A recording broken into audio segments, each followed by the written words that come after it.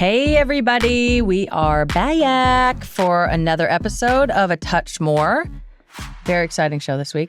At least I think so. Coming up on the show today, we're going to discuss Angel Reese's injury news. Bummer. Sad. So sad. Major bummer. Alex Morgan's retirement announcement and the subsequent game. That was last night as of Sunday. Why we're intrigued by the new cast of Dancing with the Stars. And we're going to settle one of your Bickers of the week. I'm excited for that. I know. I'm Me too. excited for I that. can't wait to see. Support for A Touch More comes from L'Oreal Paris. You'll be hearing more about them throughout the episode, but for now, a heartfelt thank you, and we'll leave you with their immortal tagline, because you're worth it. But first, Sue's first time at the U.S. Open. Baby's first time at the U.S. Open. I happen to be Sue. Your thoughts? I had the most amazing time. I'm so mad that I didn't go sooner. What an idiot. Shout out Beth. Yeah. Beth from Stagwell. What an idiot. So mad. I have so many observations. I'm going to hit you with a couple I real can't believe quick you haven't been before. before we dive into the actual match, which was Frances Tiafoe versus Taylor Fritz. Yep. USA on USA Crime. Okay, they warm up together. Weird. Shocking. Blowing my mind. Do you I hate ever? it. I would never. I don't even get it. Do you ever I try to get mess it, the it's other their person culture.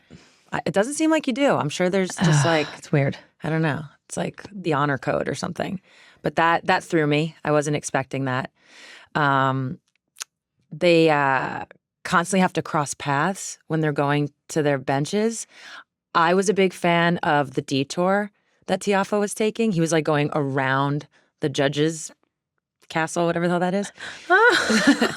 So that was judges' interesting. I'm like, castle? how awkward is that? Is that awkward? I guess where I would land before we get to Tiafoe's shirt changes, which was, I would say, I don't know, Immense. over under like 7 or 8.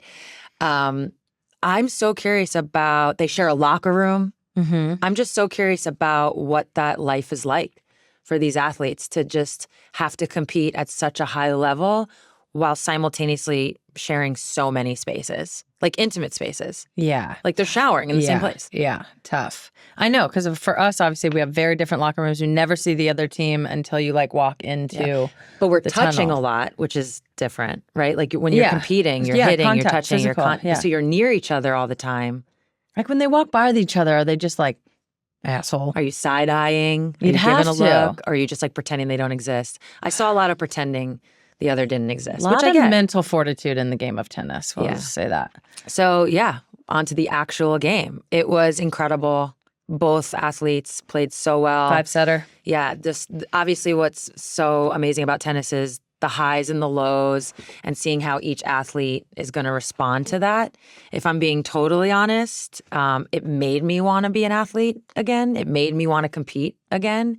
I actually don't feel that way watching basketball, except for certain moments like the playoffs or a Yeah, big game. the biggest, But yeah. I'm not watching, and don't get me wrong, semifinals in the U.S. Open is a big game, but just seeing the highs and the lows and having to deal with both of those, it made me miss it in a different way. Oh, you liked it, huh? I did. I loved it. Oh, are we getting into tennis or are we getting lessons? Yeah, definitely not pickleball. No. Can't say that in a tennis Too injury to a prone. tennis crowd. Mm-mm. They'll get real mad. I've noticed that. Yeah. So definitely not pickleball. same. Yeah, you already splatted your Achilles, but knock on wood. Spotted it. I can't I'm have gonna keep another one. mine. The match was awesome. It was It was awesome. so up and down. It was all over. It went like win, loss, or whatever. They traded. What I'm trying to say is they traded sets until the end. Mhm. The end happened pretty quick. It did happen pretty quick. Tough. I don't know if it was the amount of Honey Deuces we had consumed at that point, but it felt like the game got quicker or the match got quicker no, I'm sorry. It felt like the games got quicker as the match went. Yeah. So I don't know what the correlation, if it's directly connected to the deuces, or if it was just Honestly, the play itself. All of a maybe sudden, I set- looked up. I was like, "Oh, 3 games went by." Maybe set 3 and 4 got sped up Yeah.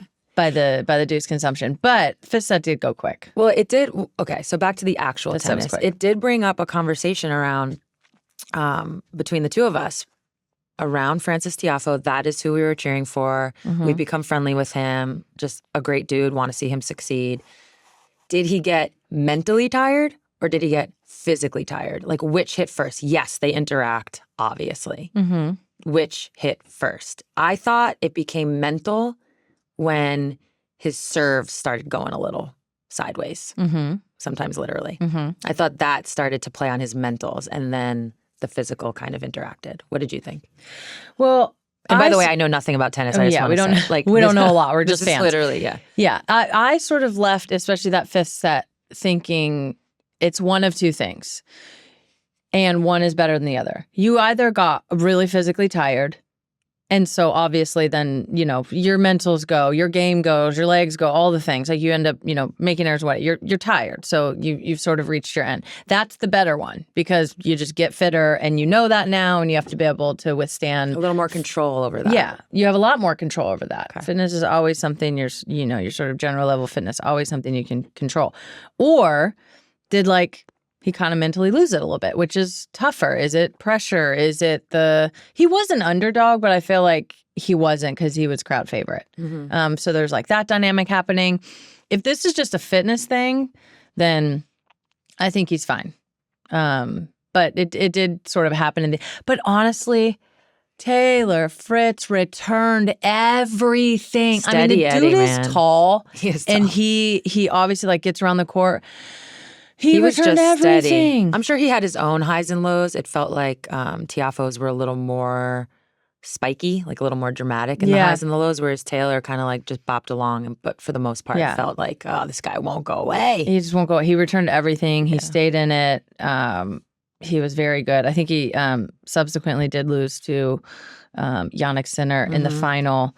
Congratulations to Jannik Sinner for winning that. And Arina Sabalenka for winning the women's final. That was awesome. That was awesome. One of a burn of the broadcast. I can't remember who said it, but they were talking just about how much Arina has overcome and her loss last year to Coco Gauff in the U.S. Open. It was like last year the she replay had a mental breakdown. And this year she's the winner. I was like, that's one way. That's one way to say it. I know. Usually it's worst to first. That was a different take. But we had so much fun. We did. We had a great group. Unbelievable atmosphere. The energy inside Arthur Ashe, which apparently is the biggest tennis stadium in the world, at a whopping 23,000, which seems small for me in soccer because everything's just so massive. But we had so much fun. It was amazing. We will be avid participants of probably every U.S. Open going forward. I definitely want to catch a day session, early in the tournament, in the shade. Where you're able to bop around. I'm assuming catch some different matches, be there all day, and I did try the famous Honey Deuce, but I didn't try the slushy version. And I just feel like slushy version? There is a slushy version. It's on the main plaza. No. Yeah. So gotta go back. Gotta go back for that. But my first Honey Deuce experience, it was good. It was good. I mean, listen, really I took good. a sip. The first one we had, so we did try with vodka and tequila. So we went classic first. First sip, I just was like, oh, it's simply lemonade. And it almost simply is just lemonade. Yeah. To me, the star is the honeydew itself. So the balls good. of honeydew. What a treat.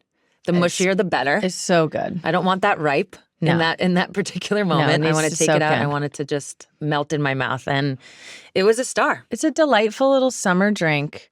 It's cute. It has a cute name. Do you want to tell the story about the name? How you are today years old?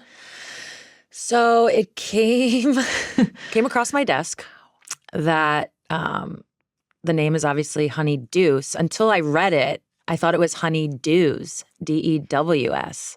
Because why wouldn't I think it's honeydews? Because it's a play on a honeydew. Well, I get it now. Yeah. Well, it's a play on deuce. Do you want to go into your question of the night? Because that's a nice little segue. Megan leaned over at one point and went, "So when it's deuce, what does advantage mean?" Fell off my chair. Couldn't believe it. Did you play tennis on Nintendo? That's where I know all the. I didn't. That's where I know all the rules from. I'm an organic learner by watching tennis. I knew it, but then it just what does advantage mean? It means I have the advantage. It came out too quick. We were in the deuce point, and I was like, okay, if deuce is what is it? Because I was thinking is it deuce is tie, advantage is up. Yeah, got it. And then it immediately happened. It was like I'm watching the board and it's like deuce, and then someone won a point and there was like advantage as I was saying, and I was like, It was okay. I loved it. Good one, Megan. No, it was funny. You quickly recovered. I kind of gave you a look, and you were like, "Oh, I already know. I take it back. I take it back. I take it back." Tough for me.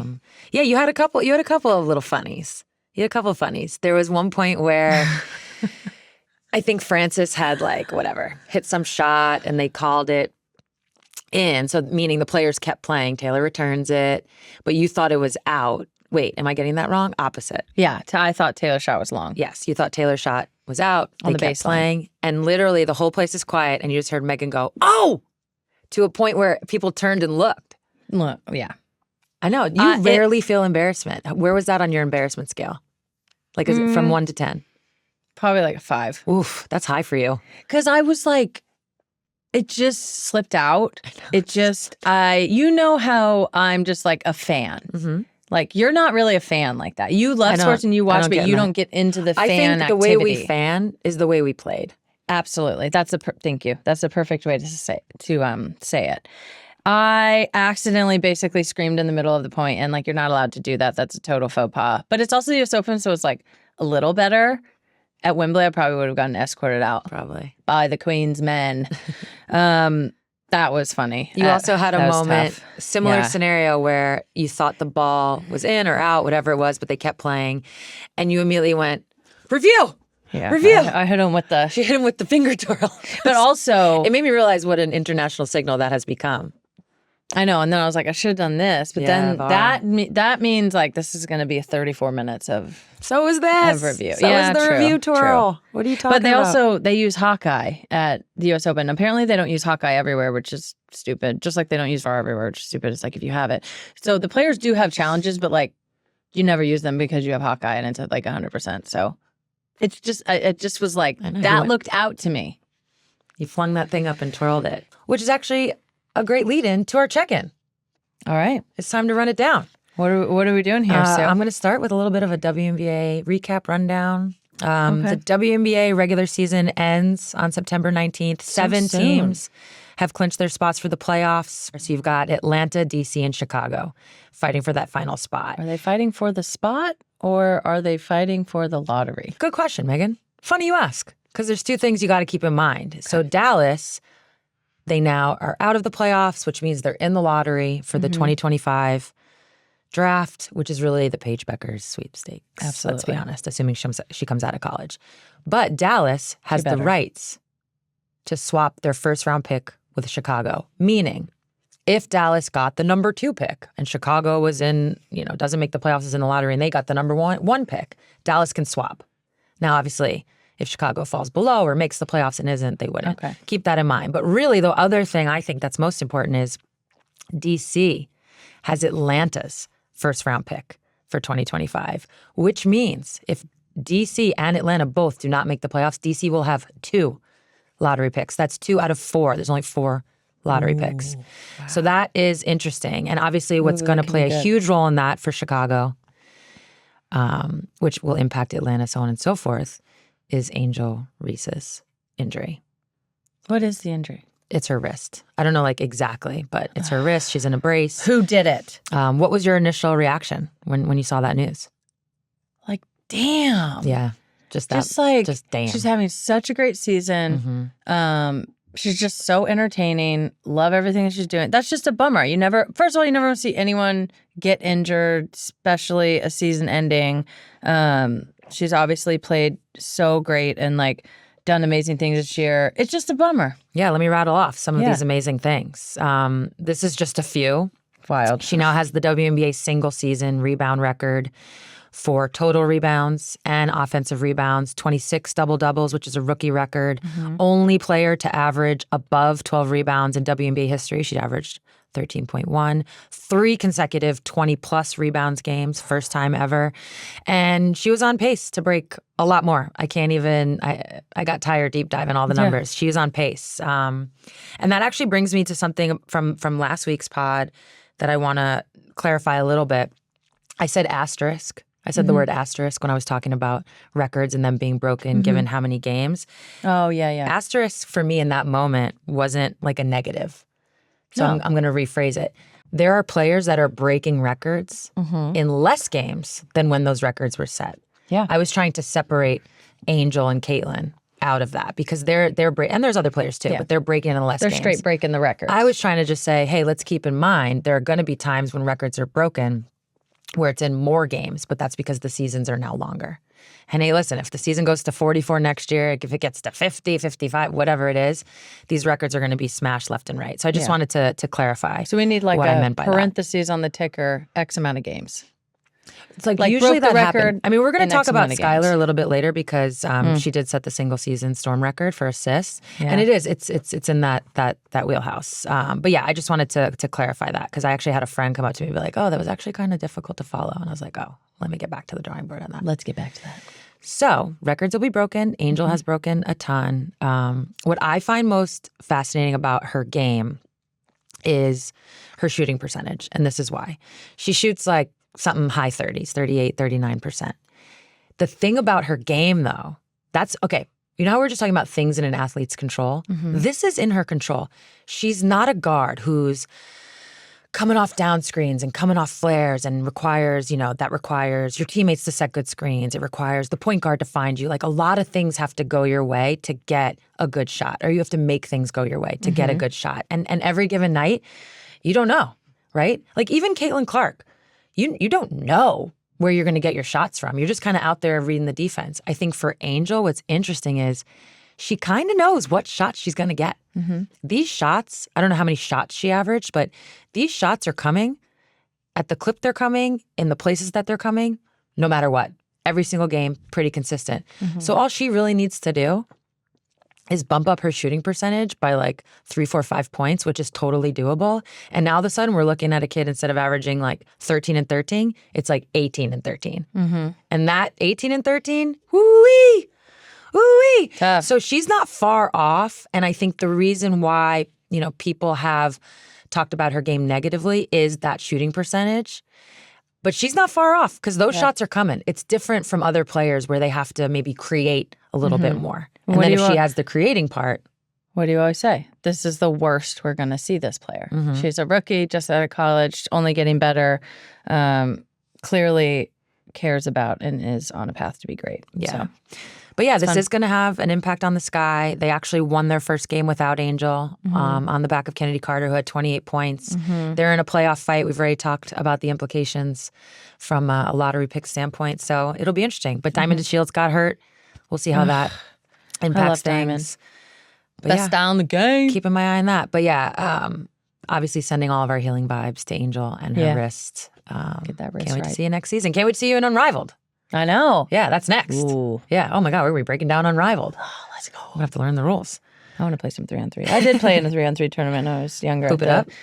Yeah, something like that. Yeah. It had to have been Hoop me It and Up. Rachel's team won, obviously, at the Civic Center in Reading. So just reliving some glory.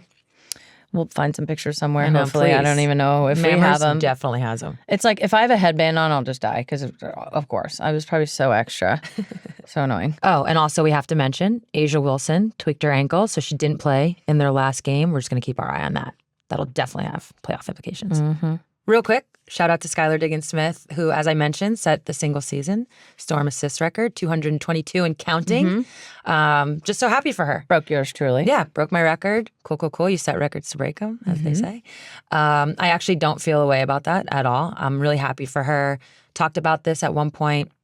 I think the Olympic break was so important for her just to like take a breath, get back to the drawing board, so to speak. But to do that mid-season, it gives you a chance to kind of reflect on the first part of your season and then realize what you need to improve. And she has been on an absolute tear in the second part of the season. I think also obviously she didn't play last year because of the birth of her child and her pregnancy and her getting back. We've experienced this, not with pregnancy, but with injury.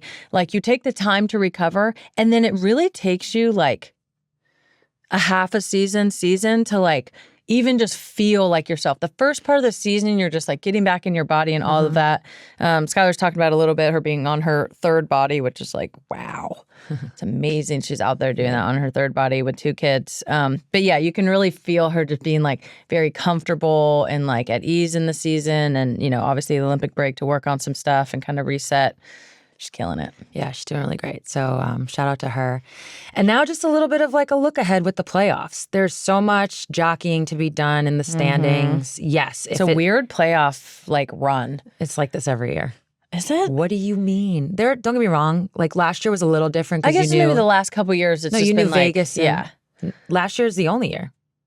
Well, yeah. In the last couple of years. Okay. You knew Vegas was going to be one and the Liberty was going to be two. It's always like this, especially when you get in like the 4, 5, 6, 7, 8 range. Always. That's what makes the end of the season so exciting. And a little bit of it can be a mind fuck. Yeah. Sometimes you're trying to fight for a playoff spot. You're playing against a team that's out. Right now, the two most dangerous teams, I'm going to tell you who they are. Dallas and LA. Yeah. They have nothing to play for in a sense. And they're just going to be out there hooping. Yeah. Sometimes that is harder than if you're playing a team fighting for a playoff spot. Okay. Who do you think, surprise player, who do you think is going to have like impact in the playoffs? Like outside of Asia, Stewie, all the mains. Yeah. My pick right now, we're not at the playoffs yet. My pick right now would be Leonie Fibish. I think she is a player on the Liberty. So the Liberty is a team. Listen, they're the number one team. They're obviously, of course, that makes them the quasi-favorite. Mm-hmm. I think if she plays well, they win. Obviously, that's assuming, Stewie and Sabrina and Co. and Jonquel and everybody plays well also. But I think she can be an X factor for them. If she shows up in like a 3-and-D, guard the best player, hit some threes, I think that changes the entire playoffs for them. Question, we saw it last night. We don't have any information on this, so we're just speculating. But Lainey went down with knee injury. She had a surgery earlier in the year. If she's out, is that going to be major? Or maybe Leona just steps right in? Then it's the answer times 10. Then she you're welcome. needs to play well. Yeah. Well, you're welcome. Yeah. No, we hope Lainey's okay. It looked just ouchies. It looked like she crunched. She hyperflexed. Yeah. We always hear about hyperextending. It looked like a hyperflex. Yeah. And I don't have full range of motion in my knee. I've seen it. It happened to me twice in the bubble season, that hyperflex where it sat all the way back and it's just like a crunch that happens. Woof. Remember when it happened when we were in the workout room in Seattle and I literally thought your career ended? Because I yelped. Oh man, that was very the scariest moment. At the US Open. I cried and was laughing at the same time because I was so uncomfortable. Like, oh my God, we're going to have to cut her leg off. Anyways, like at the US Open. That was so embarrassing. That was so funny though. It was one of those things where it was just like, oh my God, did I just do that? Obviously, very clearly. I just did that. So there's going to be some interesting matchups in the playoffs. Again, we don't know where everything stands. Right now, if it finished, Indiana would be playing against Connecticut in the first round. They've had some competitive games, not so much early in the season where Connecticut kind of handled it. I think they guarded Caitlin. They set the blueprint for how to guard Caitlin, but listen, we all know things have changed since. Give me Dejanay Caitlin all day. Give it to me. Put it in your veins. Put it in my veins. Everybody out there wants it. It's just great. Yeah. Something to keep your eye out in the next week or so until the season ends. The Fever actually play the Aces twice. Uh-huh. And just, when teams who are jockeying and you play head on, it moves you quick. You're not going half games, you're going full games up or down. So keep your eye on that. I think if it ended today and Seattle plays the Aces, that would be, from a basketball standpoint, one of the more interesting first-round series. Yeah. And it's a 3? Yeah, it's best of 3 in the first round. We need to up that. You play, if you're the higher-seeded team, you play the first 2 at home. And then you go on the road if there's a deciding game 3. They don't go. Tough. No, it's too much travel. That seems like a marked advantage in the first 2 games and a massive disadvantage in the second game or in the third I've actually game. played in both scenarios. I've played a long time ago. It was a 3-game series. We're talking what year would this have been? 2006. In those early days, early years. If you were the higher seeded team, you played on the road for the first game, then went home for 2. And I think I like this better. I think I like playing at home for the first 2. It gives you a chance to take care of business. I get game 3 would be weird, but going on the road first is tough as the home team. For the road team, though, is it just whatever, we're obviously clearly not supposed to win this and we were at a disadvantage because they have 2 home games in a row, knowing you have a big advantage on the back and you're just we just have to steal 1. I know, but okay, I know, same exact mindset. Yeah. You're at home the first game. You're like, hey, we got nothing to lose. But the pressure's on you to win. No, it's not. It's never. You're the lower seeded team. No, okay, I think we're saying the same thing. What I'm saying is, as somebody who has been the higher seeded team in both scenarios, I felt more pressure playing on the road that first game to the lower seeded team, because knowing we lost, we now have to win too. And yeah, they're at home. And what I'm arguing is that scenario, there's more pressure for the higher ranked team than there is the lower. I hear that you're saying the lower is probably thinking, oh, we have to win this. But I think it's different for the higher team. It's But worse. I'm talking about the scenario where it's 2 home games, 1 away game. Okay, go. Then I think the pressure is on the home team that has the 2 home games and the 1 away, and it may be easier for the away team to sneak one of those first 2. Okay, as someone who did it, I preferred that. Okay. Moving on. Just slapped you with that. Well, I did it. I'm not much more clear. I know. By the way, sometimes I get confused. We're not doing this now, but this will be exactly how it is when we have to talk about the aggregate goal crap you guys do. Because that is just confusing as fuck. They've changed it a little bit, but I agree. Nice. All right, so yeah. But it makes sense. That's it for the WNBA. Support for A Touch More comes from L'Oreal Paris. Let's talk a little bit about inspiration. While it's everywhere, some moments and people really stay with you. Do you remember a specific moment that inspired you, Megan? I think my specific moment is going to the 99 World Cup and seeing the gals dominate. And I was like, oh my gosh, this is a real thing. This could be me. This could happen. See it, be it. Yeah, exactly. That moment of inspiration is different for every woman. And what happens after that inspiration? That's your journey. L'Oreal Paris wants to help women embrace that spark and discover where it leads. Their beauty essentials combine innovative products with feminine mindset, all topped off with an elegant French touch that can help women everywhere embrace their self-worth and take on the world. That's L'Oreal Paris, because you're worth it. Learn more at l'orealparis.com.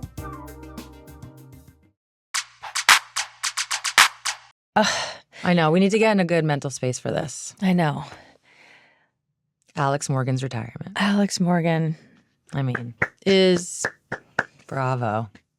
Alex Morgan is retired from soccer. Oh my gosh, I'm getting emotional. Yeah. Oh, oh, that came quick. She has 224 caps for the national team, 123 goals, 53 assists. I played with her basically my whole career. I think there was like 1 minute in the beginning where I didn't. It came a little quick for her. She announced her retirement and her pregnancy with her second child all at the same time, in what looked and felt a little like, okay, I didn't know I was getting pregnant right in this moment, but Charlie's going to be a big sister, which is just so cute. We watched her last game last night, which was Sunday night. The score doesn't matter at all. Alex played the first basically 13 minutes, a little nod to her number, and then she came out of the game because she's growing a human and has to protect the baby at all costs. I mean, it's like, honestly, it's hard to even put into words the just like impact and change that Alex has driven over all of these years. I feel like what's not talked about very often is how Alex commercially and on the field, to be honest. I mean, when she came onto the scene, it was just like there are so few players who come into the team and immediately you're like, well, I guess they're starting now. Like that's it. There's no fighting for a spot. It's just like they come in and they're just undeniably great. And that was Alex, and her partnership with Abby, you know, especially in the beginning, was incredible. And so much of basically between like 2010 and 2015, 16, 17, like Alex carried our team commercially. There was not that much investment. There was not that much investment from brands. We obviously, you know, in 2015 started getting into our battle with the Federation over equal pay. But for so long, people knew about the U.S. Women's National Team because of Alex Morgan. Scoring goals, all the things, but also just a bona fide global superstar. And I guess I just want to thank Alex for that, because that's a heavy burden to hold, to really be like one of the only crossover like commercial stars. And that was huge. And then obviously her work in equal pay and always using her platform to push the game forward. Her mostly behind the scenes work in the sexual assault and sexual abuse allegations and, well, not allegations, abuse that happened in the NWSL. Obviously, the names Mona Shim and Sinead Farley, they were the ones that suffered the abuse and were really out front in it. But it was so much of Alex's work behind the scenes and putting her name on it and putting like her effort towards it. That was huge, and really pushing that forward. And just like founder of Together, like, you know, has a fun, like she just is like from a business perspective already doing groundbreaking things. I can only imagine now with a lot more, well, I don't know if she has more time on her hands now with a child, but with more time on her hands. I mean, she said it in her, you know, retirement speeches. I can't remember which one, but just that her calling is the investment in women's sports and the growth of women's sports from a business perspective. I can't wait to see what she does next. I mean, we've just shared so many incredible moments. Do you have a favorite Alex Morgan moment? Man. A favorite goal? Honestly, a favorite the celebration? T-Sip celebration was like ultimate confidence, trollery, just like funny. You're playing England, whose national drink is tea, and you're gonna not only take a like little sip, score the goal, but then just like Pinkies take up. the sip, pinkies up. There must have been a ton of conversation around that game of who's better, and I'm sure they threw some shade, and I'm sure we threw some shade, and then she threw the ultimate shade, like in the semifinal. That's one of my favorite.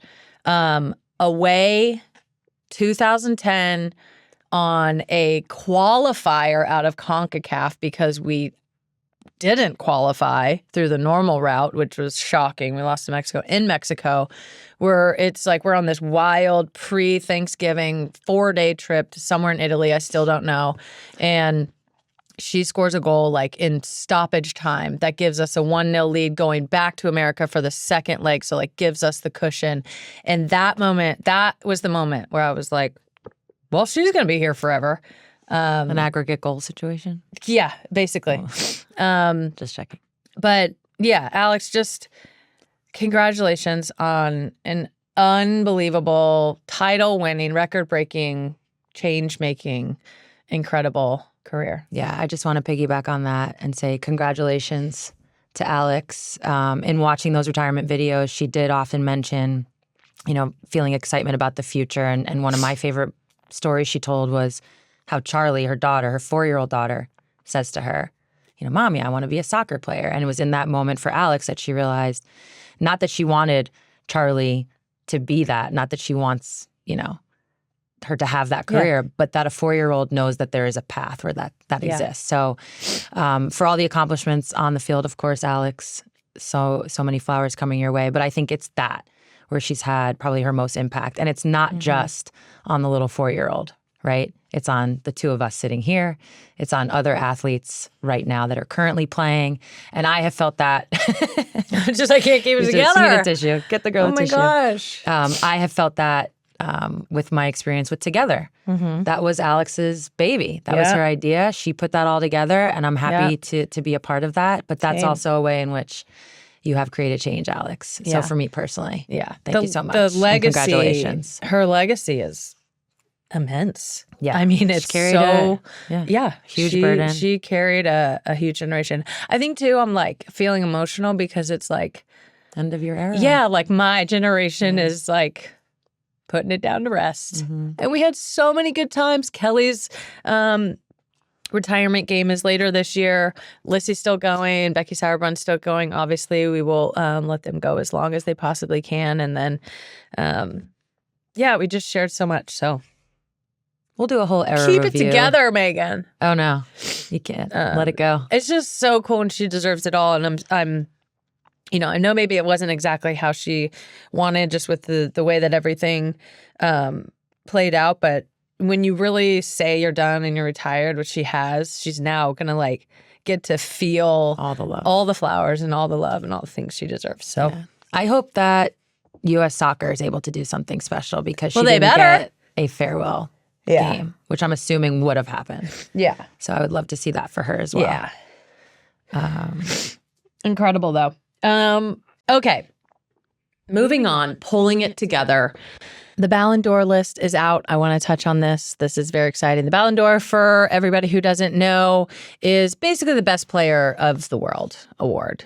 Very prestigious in soccer. I'm so excited to talk about this. We have 5 American players on it. It's amazing. I'm super hype about it. I'm just speaking American-centric. The other players, I'm like, great, good job, good for you.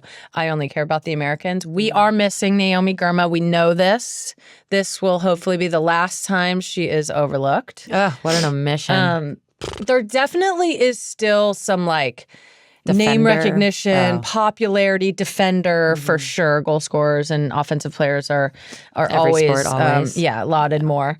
But Mallory Swanson, Sophia Smith, Trinity Rodman, Lindsay Horan, and Alyssa Nair, all on the list. This is definitely the most that we've ever had. There's no way we've had 5 people on that list before, I think. Even in my short existence. Yeah. With the Balloon Dior. With the Balloon Dior. Yeah. Shout out to Sid's boyfriend. That was so funny. Honestly, how do you even say it? Nobody really knows. It's such... I'm so happy about it because I feel like American soccer gets shaded all the time in this award in particular because our seasons are on a different thing and we don't play Champions League and everybody wants to throw shade at the NWSL. You come try to play in the NWSL. This shit is hard. Not to say that you couldn't do it. I'd love to have you, any of you, but it's difficult. Is that your pitch? You're the owner of the Seattle Reign. That's your pitch? Yeah, I'm like, see if you can cut it here. You might have made the Ballon d'Or list, but can you and cut it avoid to Seattle? those Cinnabons. Yeah. That's what I always used to tell I my know. foreign teammates. They would come to the WNBA, my Go to Russian Cinnabon. teammates. I'd be It's like, so nuts. you're going to be fine. This is where the grocery store is. Don't eat any Cinnabon. You don't need it. I mean, I hope one of us wins it, obviously. I think Alicia should absolutely win Goalkeeper of the Year. She's been stunning for a number of years now. I'm so happy for Lindsay being on this list. I know how much it means to her and how much it meant to lead this team to a gold medal. The front 3, I mean, just like, that's espresso. That's triple espresso. Okay. I got it. They'll be on this list for a very long time. They're all so young. Is that the way in or the way out? That's the way in. Okay. Yeah. Just check. Tough. I mean, maybe the way out. Yeah, I'm so excited for them, and I do think it's a nice little signaling to the future of the women's national team, which is similar to the past, which is winning titles and having the best players. So I'm into it. So happy for them. Super exciting. I just want to add a note to my Cinnabon comment. Cinnabon's delicious. It's not that I don't like Cinnabon. The problem is everyone likes Cinnabon. Yeah. And I just remember my one teammate, every time I saw her in the airport, she would have that Cinnabon classic, like, Oh, I know the I one. don't even know, the little, like, what do you call it? Looks like the Big Mac. carrier joint. Yeah, a Big Mac. Yeah. She Looks had a like Big the one that Mac has of a Big cinnamon Mac in it. buns, and that says all you need to know. Yeah, and I was like, hey, FYI, those start to add up, usually in the butt or tummy area. Yeah. Love handles, that kind of thing. They're too good. Yeah, They're foreigners addictive. have to beware when they come over here. Yeah. They're not used to, have you know, the Cinnabon. poisonous food. Yeah. That's readily available. Literally. This next part of our show, we've got a lot of TV talk. Ooh. I am a major TV show consumer, This usually in the scripted department. This could be a weak point for me. No, you're good, you're good. But we do have some big news with Ilona Maher joining the cast of Dancing with the Stars. Literally pumped. That's more in the reality. I don't participate as much. I've caught glimpses every now and then, but I'm very excited Pumped. for Ilona. I love this. I love this whole moment for her. I love how she's stepping into it, how she was already ready for it. I love how she's like capitalizing on all of it. Get your money, baby. I'm excited to And- have her on our show, if I'm being honest. I know. I need to, now we have a whole other Love to have thing you we on. need to discuss. I know. Which This is harder. Cool.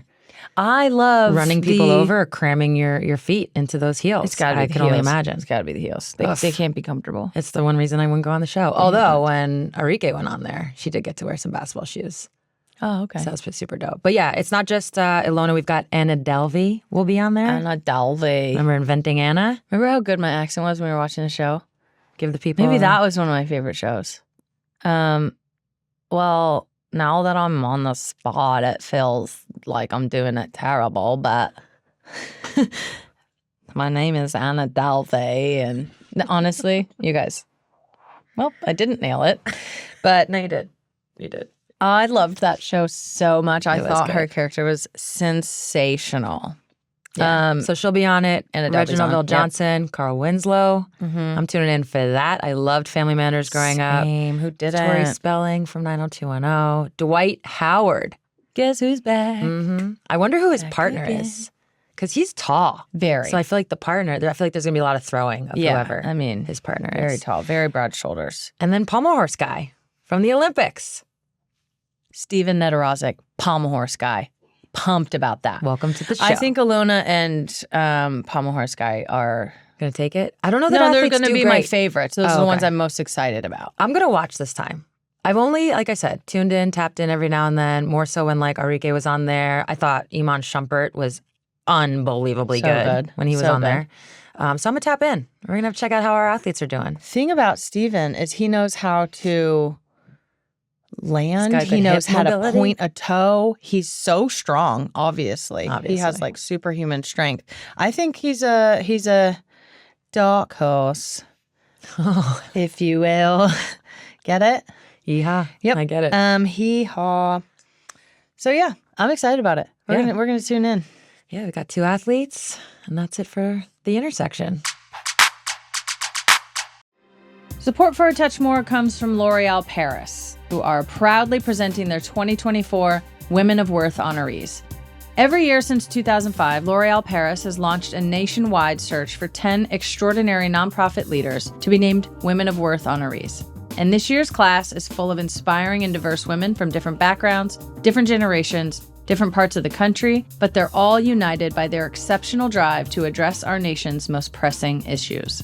Like Rania Zuri, who at age 13 founded the Literary Society, an entirely youth-led nonprofit aiming to end book deserts for disadvantaged preschool children. Or Wawa Gatheru, whose Black Girl Environmentalist organization is empowering young Black women and gender-expansive people to realize their full potential in climate leadership. Each of these Women of Worth honorees receive a $25,000 grant to support their charity, mentorship from L'Oreal Paris Network, and a national platform to tell their stories. Also, they get a shout out from us right now.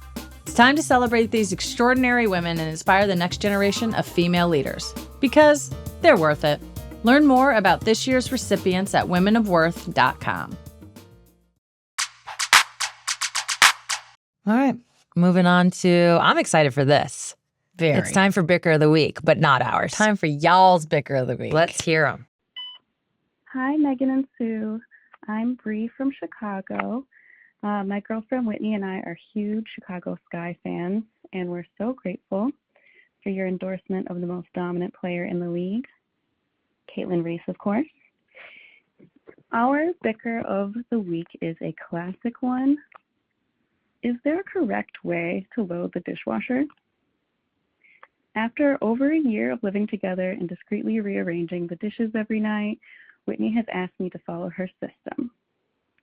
Needless to say that she is more of a Sue. For me, I feel resistant to this rigidity and prefer my more freestyle approach. So is there a more correct way to load the dishwasher? For what it's worth, Whitney insists that while there might not be a right way, there is a more efficient way. That said, I would still like to be the champion. Can I be crowned the champion of the dishes? This is one we don't fight about. There is one thing. Oh, well, this is going to surprise the people. Sue puts her dishes in the dishwasher without rinsing the food off. Oh, that's not even what I thought. You don't have to rinse. I rinse Yes. the food off. You don't have to rinse the sauces and the bits off. Yeah, you do. No, you don't. It's like a known dishwasher thing. It just It's the year's 2024, not 1965. It gets to stinking in there, and it's too much. No, if it you, doesn't. yes, it does. I you thought need you were to going to. rinse it off. I do rinse it off.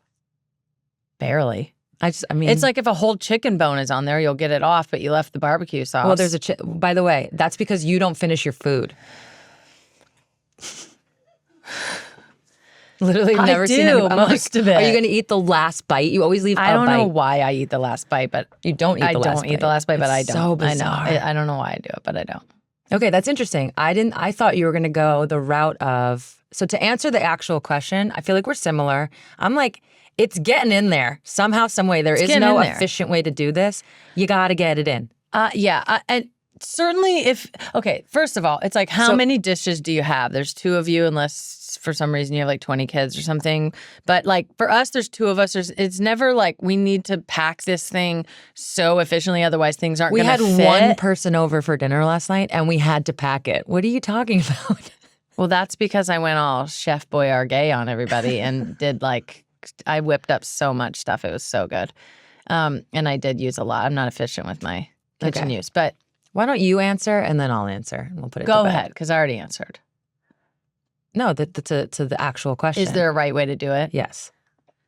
I mean, no. Like, ish.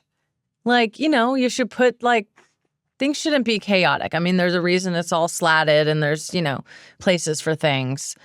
But, like, get it in there. I agree. Just get it in there. It's just going to need to wash. I think we're in agreement. I think you put the plates where the plates go and the cups where the cups go and the silverware where the silverware goes. And then when you've exhausted all of that and you still have dishes, you just throw them in however they can get in, face down preferably, especially if it's a bowl. I'm not but otherwise, get it in. I'm not taking a ton of time to I'll tell you what I'm not the most doing. efficient way. If you put something in, I would never reorg. I'm like, oh, it fit in, it's good. It'll get clean. Pretty much. Yeah. Yeah. So that's our take on it. We're about to crown a champ on 3. 1, 2, 3. Brie. In agreement. Yeah. Brie. Brie, you are the winner. Brie's the champ. Yeah. Whitney, do you, girl, but that's a lot. Yeah. That's a lot. We're on Team And Brie. you can leave the food on it. With that, our mailbag is officially open and we want to hear more from you. We want y'all to write in, let us know what's on your mind, write us on Instagram or in the YouTube comments using #ATouchMoreOf. Let us know your thoughts, y'all.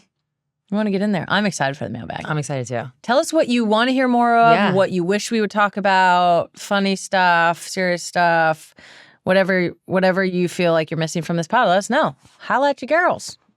Moving on from that. Congratulations, Brie. We talk a lot on this show about athletes that we admire and people that we admire and always want to shout them out.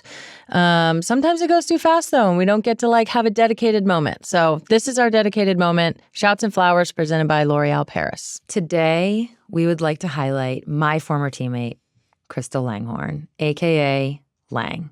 She is a 2-time WNBA All-Star.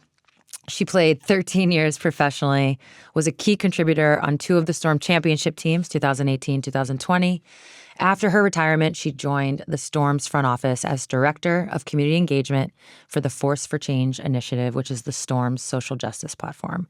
This was created to combat racism and support diversity, equity, and inclusion, something that Lang literally lives and breathes. Mm-hmm. And, not only did Lang have a phenomenal basketball career, she doesn't get a lot of credit for how good she was. She was one of my favorite players from a style perspective. Absolutely. I love Lang's both game. on and off the court with the style. We talk about pregame fits. Lang started the tunnel fit in the WNBA. I just want to say. There's a couple others, but Lang really started the tunnel fit. She was doing it before. Yeah, and her game on the court I always love. Yeah. She has mad low post moves. I mean, her bag is endless. I always loved watching Lang play. And she's just so cool. We love Lang. We just saw her. Yeah, so we just want to give Lang a shout, yes, for her career on the court, but also what she's doing off the court right now with the Storm in these different initiatives.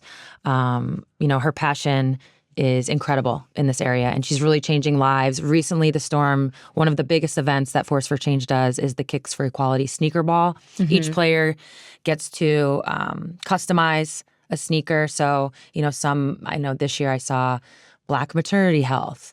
There's always something in regards to Black Lives Matter or mental health awareness. It's across the board. It's whatever education, speaking voting, to that player. Whatever, yeah. And then they get to team up with an artist, usually an artist of color, a local artist of color, and then that person whips together and puts, whatever they're thinking onto the shoe. And then that gets auctioned off, and all money goes to the Black Future Co-op Fund.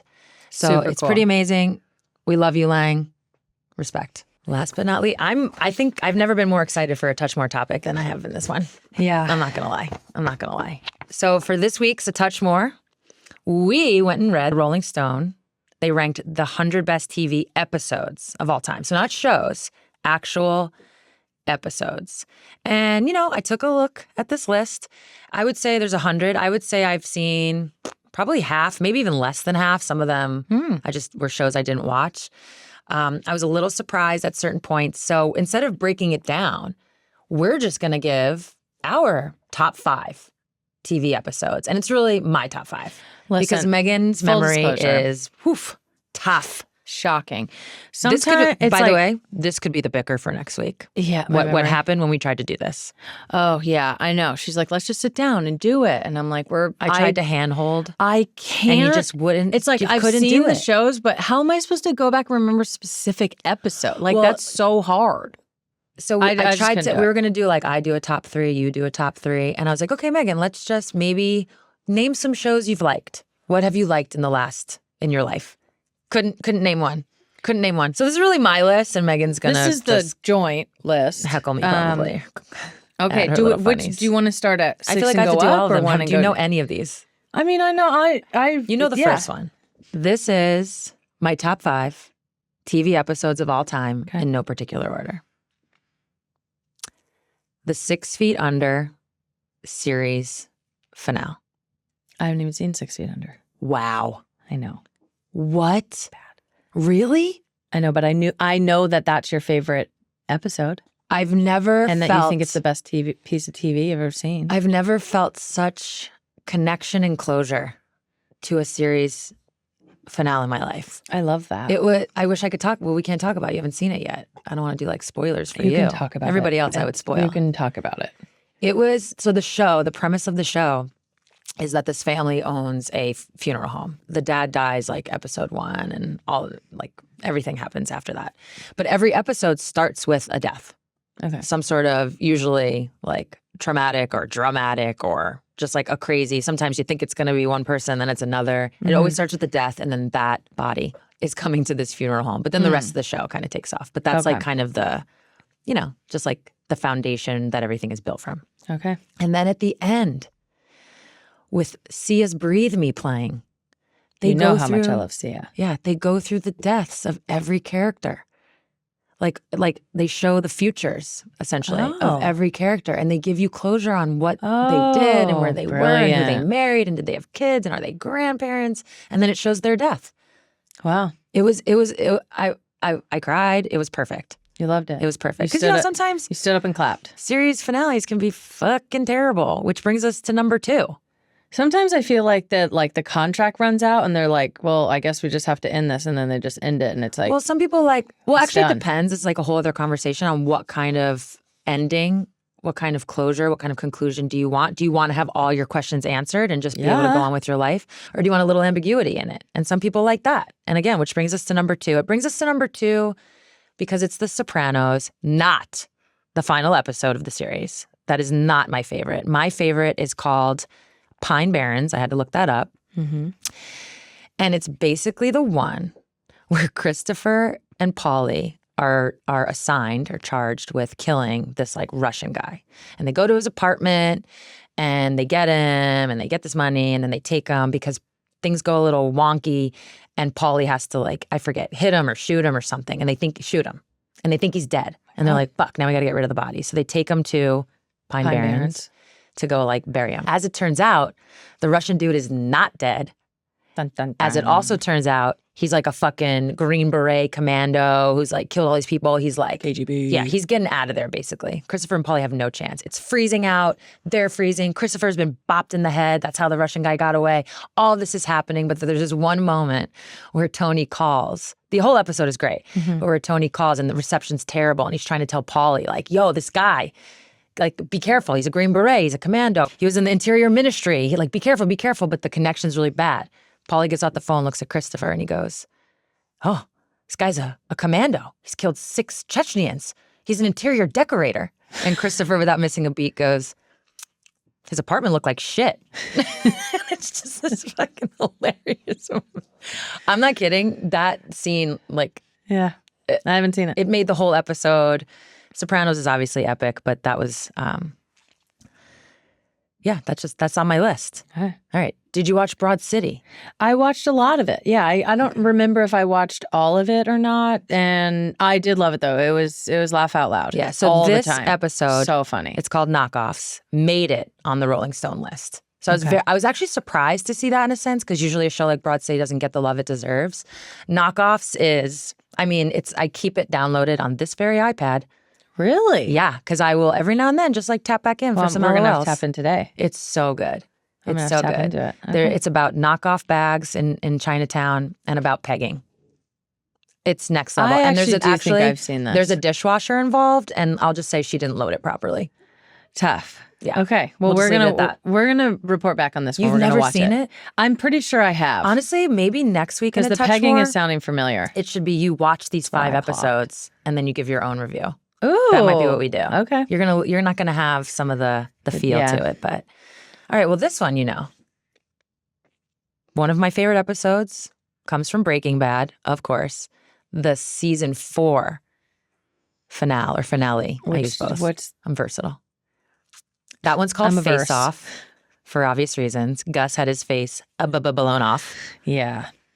This episode to me Tough. is so good for all the reasons, if you've ever watched it. Just the way it has you on a ride.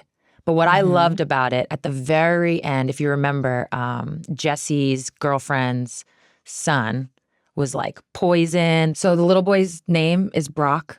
And the doctors find out that he ate a little berry from the lily of the valley flower. Super, super poisonous, whatever. At the very end, the camera's panning. Beautiful Albuquerque, New Mexico. And it swoops down into Walt's backyard. Now, nobody knew how this little boy got poisoned. It's a part of the plot if you watch. And then you go to Walt's backyard and it's that plant. And you're like, oh my fucking God, Walt poisoned Brock.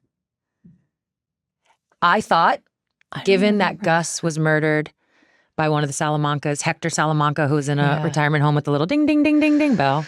Yeah. I literally thought that was it. That was the end of the series. I thought the season 4 finale was the series finale. I thought it was over. And I was in Russia and I was talking to Dee about it. And she was like, oh, no. They announced season 5. But that's how good it was. I thought it was the end. You thought it should have ended. It could have. I mean, then you watch season 5 and you're like, okay. Yeah, still good. It could have. Still was good. Oh my God. I don't I'm so remember it at all. Okay, so this last spot happens to be number 5. Again, no particular order. We can have a conversation about this one. So we'll just say it's Black Mirror. And I know you watch Black Mirror. Which ones are your favorites? Well, obviously San Junipero. I think it's San Junipero. Oh, San Junipero. Yeah. Okay. Yeah, San Junipero. Because there's lots of gay. And it was just like beautiful and so good. I can't say this is the favorite or the best one. Season 1, episode 1 of Black Mirror is fucking insane.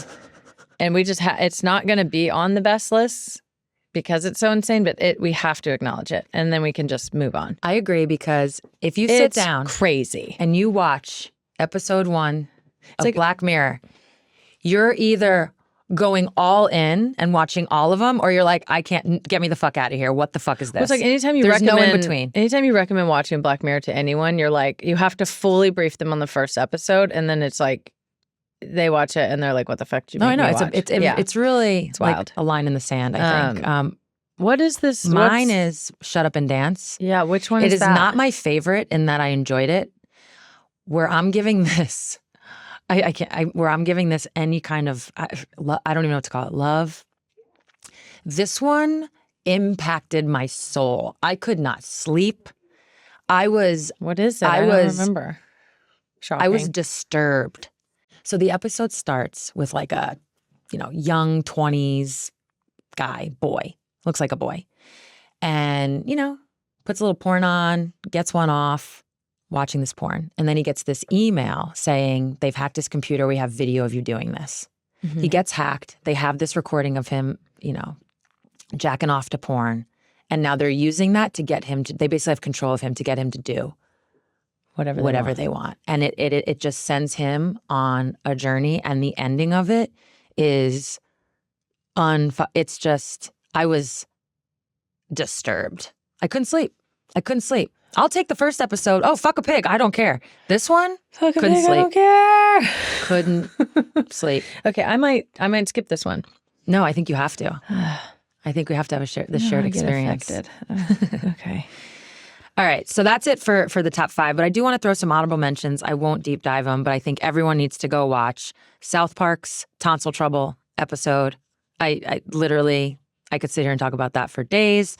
Game of Thrones, shout out to The Long Night when Arya did a up and under between 2 defenders with the Oh, I don't remember if you that. know, you know. No, what's the one where he drops the thing and then Arya up and under between 2 defenders with the Oh, that's Arya. I thought that was a guy who did it. No, Arya killed. What are you talking Is about? Arya a guy? No. Oh. Megan's the worst. This actually is another Bicker Okay, where I Megan did watch this one when it came out though. Yeah, with me. And I was like, that Going, was a baller move. I've just started the episode. I've sat down. I've shut the lights off. The volume is up. It's the long night. Up I know on what's 20 ahead. million. I know. And she goes, oh, can you pause it? I have to go to the bathroom. Absolutely not. Oh, who's that guy? Absolutely not. Okay, I stopped doing that. That was trash. But that was baller move. That was nice. Yeah. Anyways, you can't have a list without having a Seinfeld episode. My personal favorite, it's not the best Seinfeld episode. I wouldn't put it there. It is my favorite Seinfeld episode, and it's the one about the Van Wyck. Do you know the Van Wyck? The road? Yeah. Yeah. What about it? I know that What about it it? What goes do you know out to about it? JFK. Okay, but what do you know about it? That it sucks. Why does it suck? It's fucking traffic all the Because time. no one's beaten the Van Wyck. Oh, you sent me up. And that was the Van Wyck. I got my license at 17 as a New Yorker. Sucks. You have to wait till you're 17. Full-grown adult. You're basically Sucks. having insurance by that time. I was going to Christ the King. I And was so like I 14 spent a and a lot half. of time on that fucking Van Wyck. So that episode, hits. Okay. I almost did Sentimental. it, Jerry. I took the shoulder on Jewel Avenue. I forget what she says exactly, but... And then I can't even tap in because I then- don't even know the references. the Van Wyck. Okay, that's Rolling Stone top 100. Well, that's Sue's top 5. She probably has 100. I clearly have 0, so I'm going to work on that and get back to you guys next week. That's our show for this week. Thank you for tuning into the episode.